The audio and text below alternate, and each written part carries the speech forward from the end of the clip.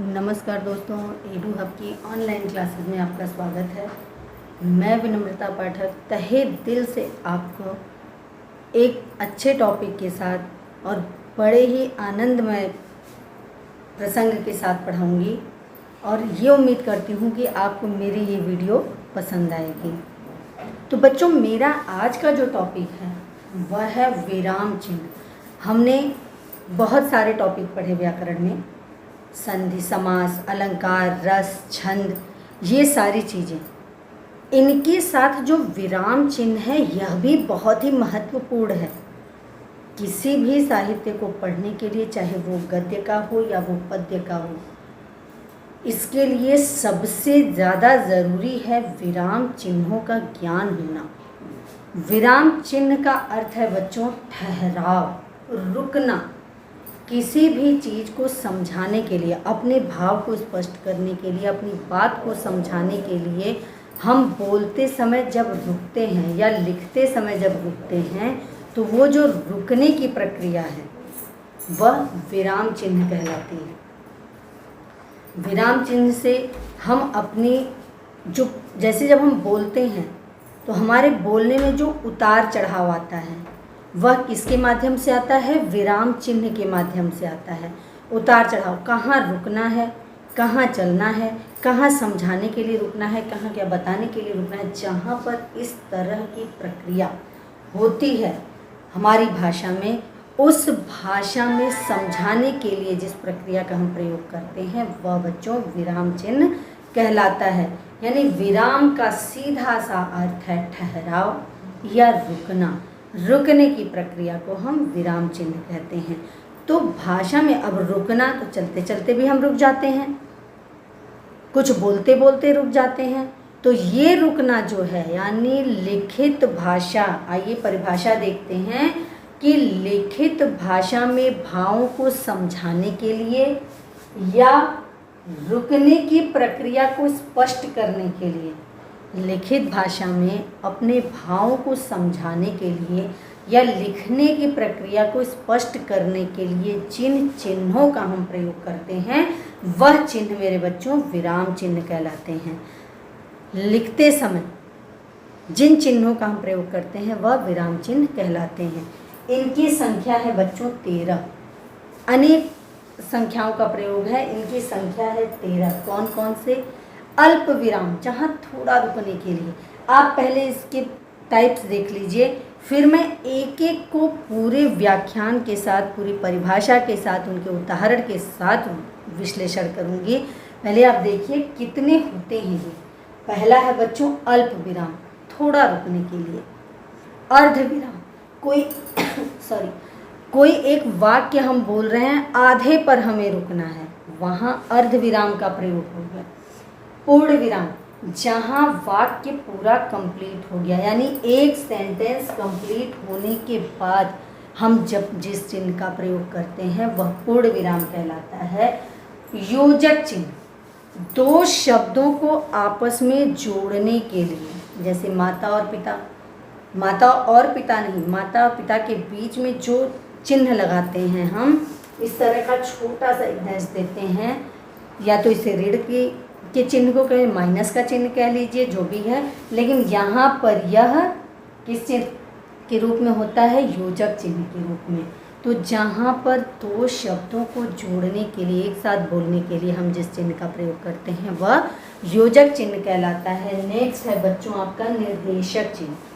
कोई निर्देश देने के लिए, यानी किसी भी तरह की जो बात कहते हैं, जैसे किसी की परिभाषा बतानी हो, वहाँ पर जिस चिन्ह का प्रयोग करते हैं वह निर्देशक चिन्ह कहलाता है। विवरण चिन्ह, किसी व्याख्या को लिखने के लिए, प्रसंग को लिखने के लिए जिस चिन्ह का हम प्रयोग करते हैं वह विवरण चिन्ह कहलाता है। विस्मयादि बोधक, आश्चर्यजनक हो जाना, किसी भी बात को सुनकर आश्चर्यचकित हो जाना, आंखें खुली की खुली रह जाना, इस तरह के चिन्ह का प्रयोग जो हम करते हैं वो विस्मयादि, विस्मय का मतलब होता है आश्चर्य, तो आश्चर्यचकित हो जाते हैं, वहाँ पर विस्मयादि बोधक चिन्ह का प्रयोग होता है। प्रश्नवाचक चिन्ह, जहाँ पर किसी प्रश्न को पूछते हैं, यानी हमारे वाक्य से, हमारे मुंह से निकला जो सेंटेंस है, जो वाक्य है, वह कुछ पूछ रहा है, जिसका कि उत्तर चाहिए। प्रश्न क्या होता है? जिसका कि कोई उत्तर हो। तो जहाँ पर कुछ पूछ रहा है वह प्रश्नवाचक चिन्ह होता है। उद्धरण चिन्ह किसी कवि के द्वारा कही गई बात, किसी वैज्ञानिक के द्वारा कही गई बात, एज इट इज़ हम उसे प्रयोग, किसी कविता में आई बात उसी तरह से जब लिखते हैं तो उद्धरण चिन्ह का प्रयोग करते हैं। कोष्ठक चिन्ह, जैसे मान लीजिए हमने लिख दिया विकल्प। अब विकल्प का मतलब ऑप्शन भी होता है या उसका भेद भी होता है कि इसमें सही विकल्प का चुनाव करें। तो विकल्प के लिए जो दूसरा शब्द होगा वह ब्रैकेट में लिख देंगे, कोष्ठक में लिख देंगे, वह कोष्ठक चिन्ह कहलाता है। लाघव, किसी बड़े शब्द को छोटा करके बोलना, जैसे डॉक्टर है, मास्टर है, वैज्ञानिक है, चिकित्सक है, तो हम डॉ लिख के ज़ीरो बना देते हैं, यानी शून्य का निशान बना देते हैं, वह लाघव चिन्ह होता है। नेक्स्ट है समानता सूचक। समानता सूचक क्या है? समानता सूचक बच्चों वो है जहाँ पर दोनों ही वाक्य, दोनों ही शब्द बराबर हों, एक जैसे हो, समान हो, वहाँ समानता सूचक होता है। नेक्स्ट है हंस पद या त्रुटिपूरक।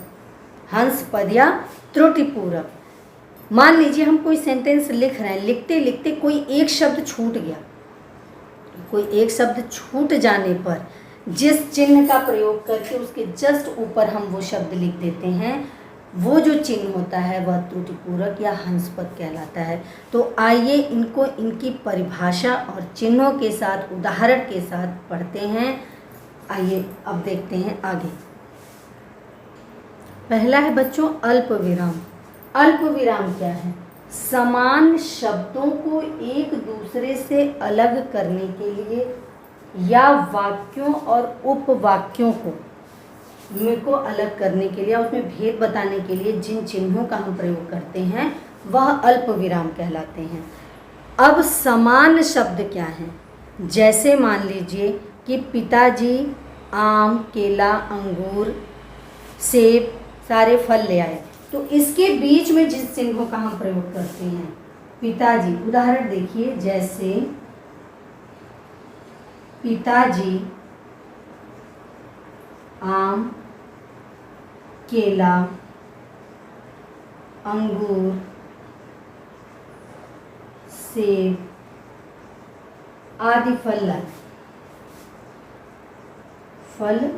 लाए या मेरे लिए लाए या परिवार के लिए, जो भी आप इसमें कह सकते हैं। तो अब देखिए बच्चों, कुछ समय के लिए यानी छोटी छोटी शब्दों के लिए रुकने के लिए, आम के बाद हमने अल्प विराम का प्रयोग किया है, केला के बाद किया है। समान शब्दों का मतलब क्या है? यहाँ पर वस्तुओं में भेद बताने के लिए, वस्तुएं यानी वस्तुएं अलग अलग हैं, तो उन वस्तुओं में भेद बताने के लिए हमने इन चिन्हों का प्रयोग, इस चिन्ह का प्रयोग किया है। क्योंकि अगर सब एक साथ लिख देंगे तो वो वाक्य गलत हो जाएगा। तो जहाँ पर थोड़ा रुकने के लिए का मतलब है कि छोटी छोटी चीज़ों को बताने के लिए या वाक्य में छोटे प्रयोग के लिए जहाँ पर रुकावट लाते हैं वह अल्प विराम कहलाता है। नेक्स्ट है बच्चों अर्धविराम। अर्धविराम क्या है? अर्धविराम बच्चों अल्प विराम से थोड़ा अधिक और पूर्ण विराम से थोड़ा ज़्यादा रुकने के लिए होता है। अल्प विराम से थोड़ा अधिक और पूर्ण विराम से थोड़ा कम के लिए होता है। अब इसका मतलब क्या है कि अल्प विराम से थोड़ा अधिक और पूर्ण विराम से थोड़ा कम, यानी एक वाक्य के बीच में, मध्य में, आधे पे रुकने को अर्धविराम कहते हैं। एक वाक्य कंप्लीट करने से पहले अगर उसी के बीच में किसी चीज़ को समझाने के लिए या किसी भाषा को स्पष्ट करने के लिए रुकते हैं तो वह अर्धविराम कहलाता है। अब अर्धविराम के लिए देखिए क्या है? आलस्य छोड़ो विद्यालय जाओ, जैसे आलस्य छोड़ो, आलस्य छोड़ो, यहाँ पे आएगा अर्धविराम। विद्यालय जाओ, विद्यालय जाओ, आलस्य छोड़ो, विद्यालय जाओ। ऐसे अब एक चीज़ और बड़ी मज़ेदार उदाहरण बता रही हूँ बच्चों आपको मैं कि क्या है, रोको, रोको मत जाने दो। ये उदाहरण बड़ा मज़ेदार सा है। इसमें विराम चिन्ह का ज़रा सा इधर उधर होना पूरे सेंटेंस के मीनिंग को बदल देता है, सामने वाले को आश्चर्यचकित कर देता है। जैसे यहाँ पर प्रयोग होना है अल्प विराम का, अगर हमने अर्ध विराम का प्रयोग कर दिया तो यहाँ उस वाक्य का मतलब ही बदल जाएगा और वह बड़ा ही दुखदाई सा मतलब होगा। जैसे देखिए, रोको मत जाने दो, यहाँ हमने अर्ध विराम का प्रयोग कर दिया, यहाँ अर्ध विराम नहीं आएगा, यहाँ पर अल्प विराम आएगा। ज़्यादातर लोग ये गलती कर जाते हैं बच्चों कि रोको मत यानी सेंटेंस को एक साथ बोल जाना, रोको मत जाने दो। अब रोको मत जाने दो, रोको मत जाने दो, अब दोनों का अर्थ क्या है, रोको।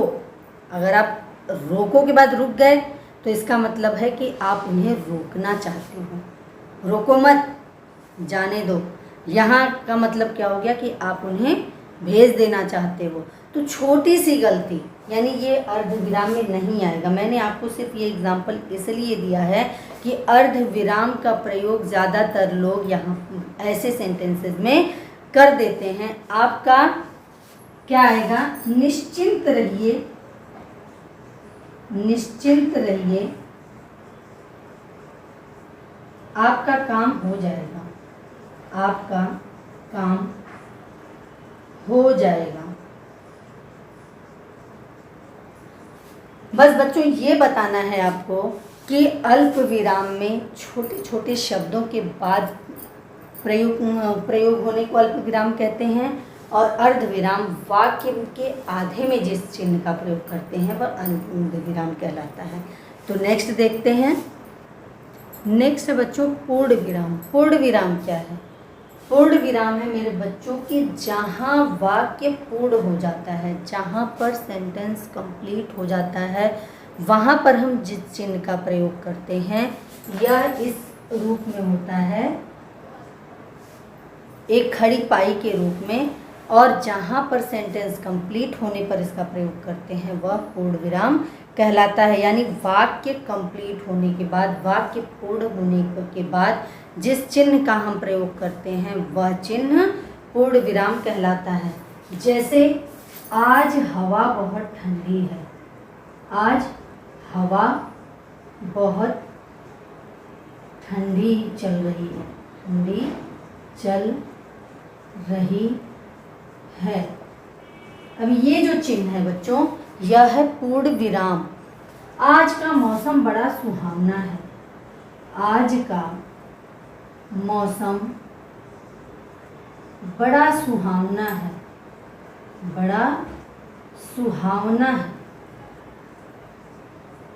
ये है बच्चों पूर्ण विराम। यानी जो हम लास्ट में किसी भी वाक्य के समाप्त होने पर लास्ट में जो खड़ी पाई का चिन्ह लगाते हैं वह पूर्ण विराम कहलाता है। नेक्स्ट है मेरे बच्चों योजक चिन्ह। योजक का, जैसा कि शब्द को आप पढ़ रहे हैं या बोल रहे हैं तभी समझ में आ रहा है, योजक का मतलब होता है जोड़ना, आपस में मिलाना। दो वाक्यों की परिभाषा क्या है? योजक का अर्थ है जोड़ने वाला, जो चिन्ह दो पदों को आपस में जोड़ते हैं वह योजक चिन्ह कहलाते हैं। जैसे सुख दुख, हम जब सुख दुख को एक साथ लिखते हैं बच्चों तो ऐसे लिखते हैं। माता पिता, माता पिता, यानी बीच का जो ये चिन्ह है मेरे बच्चों यह क्या कहलाएगा? योजक चिन्ह कहलाएगा। नेक्स्ट है बच्चों निर्देशक चिन्ह। निर्देशक क्या है? यह योजक चिन्ह के आकार में बड़ा होता है, यानी होता योजक चिन्ह के जैसा ही है लेकिन इसका आकार थोड़ा बड़ा होता है। यह योजक चिन्ह के आकार में बड़ा होता है। इसका प्रयोग विषय संबंधी या उदाहरण के लिए किया जाता है। इसका जो प्रयोग है वह विषय संबंधी, किसी भी चीज़ के बारे में जब बात हो रही हो या उदाहरण दिया जा रहा हो वहाँ इसका प्रयोग होता है। जैसे कहते हैं ना कि पिताजी ने बेटे से पूछा। अब पिताजी ने बेटे से पूछा, अब इसके बाद जो चिन्ह आएगा वो बच्चों निर्देशक चिन्ह आएगा। पिताजी ने बेटे से पूछा, क्या पूछा? बेटा, धोनी ने कितने रन बनाए? धोनी ने कितने रन बनाए? यानी एक निर्देश में वो पूछ रहे हैं, निर्देश दे रहे हैं कि धोनी ने कितने रन बनाए, या बेटा बताएगा उनको। तो जो ये चिन्ह है बच्चों वह क्या है? निर्देशक चिन्ह है। नेक्स्ट आपका है विवरण चिन्ह। विवरण का मतलब ही है बढ़ाना, चढ़ाना, व्याख्यान करना। तो विवरण चिन्ह जहाँ पर किसी बात की व्याख्या या विवरण देते समय जिस चिन्ह का हम प्रयोग करते हैं वह विवरण चिन्ह कहलाता है। जैसे कबीर दास ने कहा, कबीर दास ने कहा या द्वारा उनके कहा। अब यहाँ पर हम ये चिन्ह लगाएंगे और आगे का सेंटेंस बोलेंगे। भारत में अनेक नदियाँ हैं, भारत में अनेक नदियाँ, या भारत की अनेक नदियाँ, यहाँ की लिख दीजिए भारत की अनेक नदियाँ। अब यहाँ विवरण क्या हो गया? जैसे है गंगा, यमुना, कावेरी। अब इनके नाम आप दे रहे हैं, यानी कहीं भी विवरण के लिए जिसका प्रयोग करते हैं, किसी भी चीज़ को विस्तार से बताते हैं। जैसे यहाँ बोला कबीर दास ने कहा, कबीर ने क्या कहा है बच्चों? कि चलती चाकी देख कर दिया कबीरा रोए, दो पाटन के बीच में साबुत बचा ना कोई। चलती चाकी यानी कबीरदास द्वारा कहा गया है ये। तो चलती चाकी, चलती हुई चक्की देखकर कबीरदास जी रोने लग जाते हैं। क्यों रोते हैं? कि दो पाटों के, चक्की जो होती है एक नीचे का हिस्सा होता है, एक उसके ऊपर का होता है, उसमें चना या दाल कुछ भी डालिए और उसको घुमा दीजिए, वह पिस के आटा बन जाता है या बेसन बन जाता है। इस तरह से कबीरदास जी कहते हैं इस संसार में जो हम लोग हैं वह दो पाटन के बीच में है, यानी संसारिक भोग विलास में भी हैं, ऊपर से भगवान का है। जिस दिन भगवान ने हमें पीस दिया उस दिन गए, यानी सांसारिक भोग विलासों में तल्लीन नहीं रहना चाहिए। तो हम अपने टॉपिक से थोड़ा हट चुके हैं। तो आइए विवरण चिन्ह, जहाँ पर किसी बात की व्याख्या की जाए वह विवरण चिन्ह होता है। तो आगे कौन कौन से चिन्ह हैं बच्चों, आइए देखते हैं। सॉरी बच्चों, थोड़ा सा किसी कारणवश वीडियो को बीच में रोकना पड़ा था। तो आइए हम कंटिन्यू करते हैं अपनी वीडियो को। हम कहाँ थे? हम 7वें नंबर के विराम चिन्ह पे थे, जो है विस्मयादि बोधक। अगला विराम चिन्ह कौन सा है? विस्मयादि बोधक।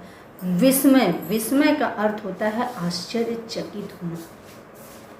जहाँ पर हर्ष के लिए, दुख के लिए, शोक के रूप में किसी भी तरह की ऐसी बातें आ जाती हैं जहाँ पर हर्ष भी होता है, विषाद भी होता है, इस तरह के जहाँ पे रूप आते हैं वहाँ विस्मयादि बोधक चिन्ह का प्रयोग होता है। क्या है? विस्मयादि बोधक चिन्हों का प्रयोग विस्मय, व्यंग, घृणा, हर्ष, विषाद आदि भावों को अभिव्यक्त करने के लिए लगता है। विस्मयादि बोधक चिन्ह का प्रयोग कहाँ होता है बच्चों?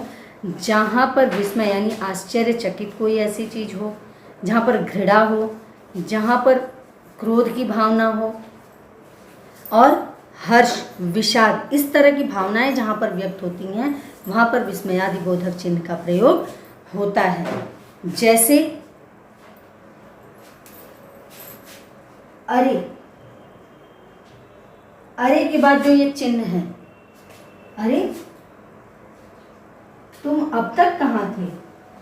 तुम अब तक कहाँ थे? अचानक से किसी को देखने के बाद अगर हम कोई प्रश्न करते हैं या किसी भी तरह का आश्चर्य दिखाते हैं तो वहाँ पर अब वाह वाह, ताजमहल कितना सुंदर है, ताजमहल कितना सुंदर है। इस तरह के भावों को व्यक्त करने के लिए जो चिन्ह प्रयोग होता है बच्चों, वह होता है विस्मयादि बोधक। नेक्स्ट है प्रश्नवाचक चिन्ह। इसके नाम से ही समझ में आ रहा है कि यह क्या है। प्रश्नवाचक चिन्ह, जहाँ पर किसी व्यक्ति से किसी तरह का कोई प्रश्न किया जाए, क्वेरी की जाए, वहाँ पर प्रश्नवाचक चिन्ह का प्रयोग होता है। यह बच्चों पूर्ण विराम के स्थान पर लगता है। जैसे पूर्ण विराम वाक्य कंप्लीट होने पर लगाया जाता है, वैसे ही एक प्रश्न पूरा कंप्लीट होने पर, यानी एक प्रश्न जब भी कंप्लीट होता है, वह एक वाक्य कंप्लीट होता है उस जगह पर जहाँ पर किसी से किसी प्रकार का कुछ पूछा जाए, यानी जिस वाक्य का कोई उत्तर बनता हो, ऐसी जगह पर प्रश्नवाचक चिन्ह का प्रयोग होता है। जैसे क्या आएगा, कल तुम कहाँ गए थे, कल तुम कहाँ गए थे, कहाँ गए थे। यहाँ पर आगे पूर्ण विराम की जगह, ये एक सेंटेंस है बच्चों, पूरा वाक्य कंप्लीट हुआ है, लेकिन यहाँ पर प्रश्न पूछा जा रहा है, अर्थात इस वाक्य का उत्तर दिया जा सकता है, तो वहाँ पर प्रश्नवाचक चिन्ह लगता है। जैसे कल विद्यालय में कौन सा महोत्सव है, कल विद्यालय में कौन सा महोत्सव है, कौन सा महोत्सव है। हो सकता है आपके विद्यालय में वार्षिकोत्सव हो, कोई त्योहार मनाया जा रहा हो और उसके लिए इनविटेशन घर पे या रिलेशन में किसी के पास आया, तो किसी ने भी, पिताजी ने उठ के प्रश्न पूछ दिया या माँ ने या दादा दादी ने, किसी ने भी, कि कल विद्यालय में कौन सा महोत्सव है, तो इसका जवाब बच्चों आप दे सकते हैं। नेक्स्ट है बच्चों उद्धरण चिन्ह। उद्धरण चिन्ह क्या है? उद्धरण है, ये दो तरह का होता है, इकहरा उद्धरण और दोहरा उद्धरण। इकहरा उद्धरण क्या होता है? इकहरा उद्धरण का चिन्ह बच्चों ये है, जहाँ एक कॉमा ऊपर से डॉट डॉट डॉट और दूसरा कॉमा ऊपर से है, और दोहरा उद्धरण जहाँ, जिसको हम इन्वर्टेड कॉमा भी बोलते हैं। इसके दो रूप हैं, इकहरा उद्धरण और दोहरा उद्धरण। इकहरा उद्धरण क्या होता है? किसी की रचना या किसी के उपनाम के लिए अगर हम जो चिन्ह प्रयोग करते हैं वह इकहरा उद्धरण आता है। जैसे गोदान मुंशी प्रेमचंद की रचना है, गोदान मुंशी प्रेमचंद की रचना है, गोदान, ये भी आएगा इकहरे उद्धरण में। और इसकी किसकी रचना है? मुंशी प्रेमचंद, मुंशी प्रेमचंद की रचना है। तो इसको, यानी ये जो चिन्ह है बच्चों, यह क्या है? इकहरा उद्धरण। और दोहरा उद्धरण कहाँ पर प्रयोग होता है? दोहरा उद्धरण किसी की उक्ति या किसी भी वाक्य को ज्यों का त्यों प्रयोग करने के लिए जिस चिन्ह का प्रयोग हम करते हैं वह दोहरा उद्धरण कहलाता है। किसी की उक्ति या किसी वाक्य को ज्यों का त्यों प्रयोग करने के लिए हम जिस चिन्ह का प्रयोग करते हैं वह दोहरा उद्धरण कहलाता है। जैसे सुभाष चंद्र बोस ने कहा था, तुम मुझे खून दो मैं तुम्हें आज़ादी दूंगा, तुम मुझे खून दो। अब सुभाष चंद्र बोस की रचना है, सुभाष चंद्र बोस ने इस उक्ति को कहा था, सुभाष चंद्र बोस। अब यहाँ ये तो इकहरा उद्धरण हो गया मेरे बच्चों, और उन्होंने क्या कहा था? तुम मुझे खून दो मैं तुम्हें आज़ादी दूंगा, तुम मुझे खून दो मैं तुम्हें आज़ादी दूंगा, मैं तुम्हें आज़ादी दूंगा, आज़ादी दूंगा। यहाँ इस तरह के जो चिन्ह हैं बच्चों, यानी किसी भी उक्ति को, किसी के द्वारा कही गई बात को, जैसे कबीरदास ने बहुत सारे दोहे कहे हैं, तो हम अगर लिखते हैं कबीर के द्वारा, गुरु गोविंद दोऊ खड़े काके लागों पाए, बलिहारी गुरु आपनो गोविंद दियो बताए, या चलती चाकी देख के दिया कबीरा रोए, दो पाटन के बीच में साबुत बचा न कोई। इस तरह के यानी ये किसके द्वारा रची गई है। जहाँ पर किसी की रचना, किसी की कही गई उक्ति या किसी के बारे में ज्यों का त्यों प्रयोग करना हो तो वहाँ पर दोहरे उद्धरण का प्रयोग होता है मेरे बच्चों। और जहाँ पर किसी की रचना के बारे में, किसी कविता के, किसी कवि के नाम के बारे में बताना हो वहाँ पर इकहरे उद्धरण का प्रयोग होता है। नेक्स्ट आइए देखते हैं। नेक्स्ट है बच्चों कोष्ठक। कोष्ठक क्या है? इंग्लिश में इसे ब्रैकेट भी बोलते हैं। तो कोष्ठक वो है वाक्य के लिए, वाक्य से संबंधित ऐसी जानकारी, वाक्य से संबंधित ऐसी जानकारी जिसे अपना मतलब जिसे अलग अर्थ, यानी उस जो शब्द हम वाक्य में प्रयोग करते हैं उस शब्द का दूसरा मतलब उसको बताना हो, वाक्य से संबंधित ऐसी जानकारी जिसे अलग से देना हो, उसे कोष्ठक में लिखते हैं और उसके लिए कोष्ठक का प्रयोग करते हैं।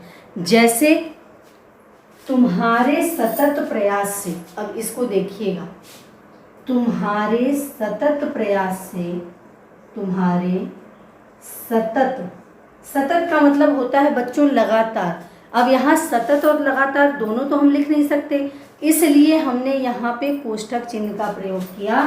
सतत का मतलब है लगातार। तुम्हारे लगातार प्रयास से तुम्हें सफलता मिली, तुम्हें सफलता मिली।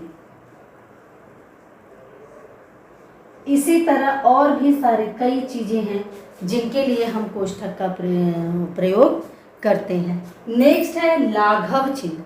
लाघव चिन्ह का मतलब होता है बच्चों किसी भी शब्द को छोटा करके लिखना, संक्षिप्त करके लिखना।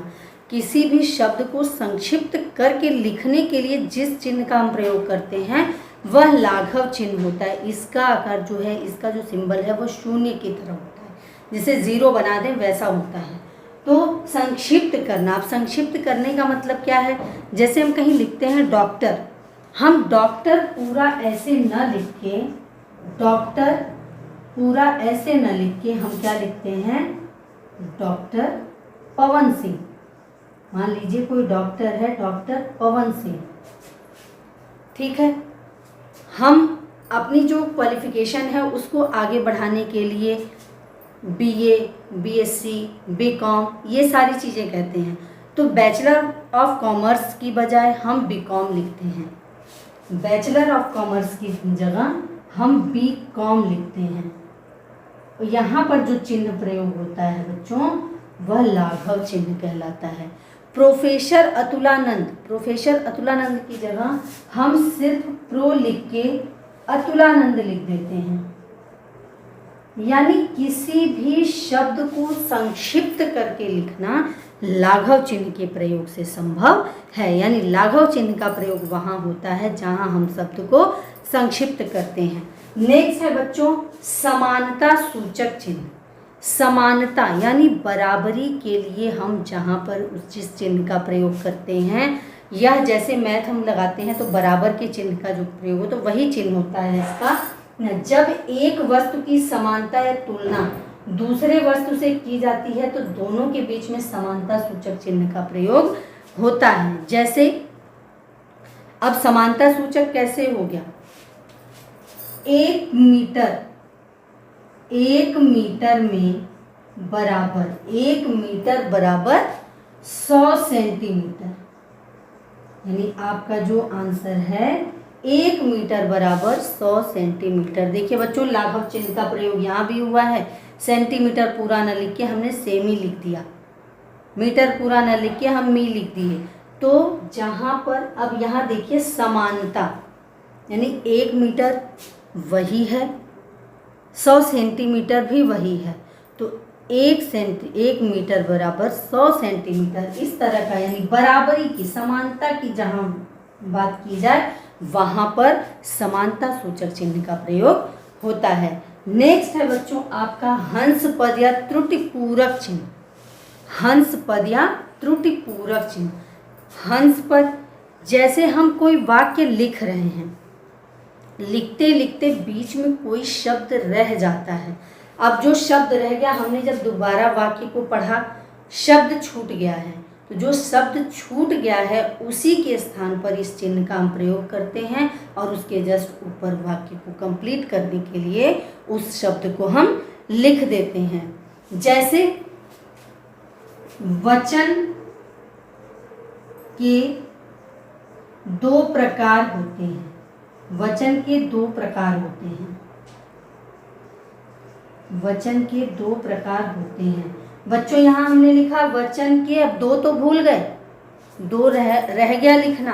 अब दो जो रह गया तो हम यहाँ पर चिन्ह बनाते हैं ये, और उसी के जस्ट ऊपर बच्चों हम लिख देते हैं दो।